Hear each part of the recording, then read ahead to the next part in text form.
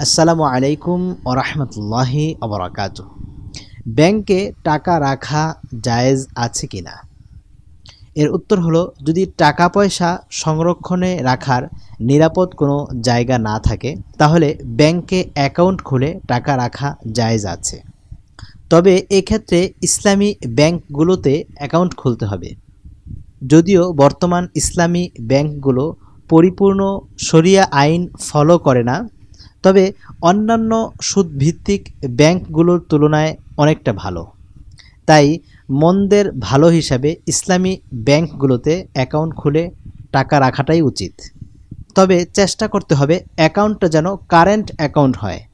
আর যদি তা সম্ভব না হয় তাহলে অন্য যে কোনো অ্যাকাউন্টে টাকা রাখা যাবে। তবে এক্ষেত্রে শর্ত হলো, ব্যাংকের পক্ষ হতে বাৎসরিক যে লভ্যাংশ দেওয়া হয়, অর্থাৎ প্রত্যেক বছর টাকার বিনিময়ে যে অতিরিক্ত লাভের টাকা দেওয়া হয় সেটা সওয়াবের নিয়ত ছাড়া দান করে দিতে হবে। রদ্দুল মুহতার 9 নম্বর খণ্ড 553 নম্বর পৃষ্ঠা। মহান আল্লাহ সুবহানাহু ওয়া তাআলা আমাদেরকে জীবনের প্রত্যেকটি ক্ষেত্রে হালাল হারাম বেছে জীবনযাপন করার তৌফিক দান করুন। আসসালামু আলাইকুম ওয়া রাহমাতুল্লাহি ওয়া বারাকাতুহু।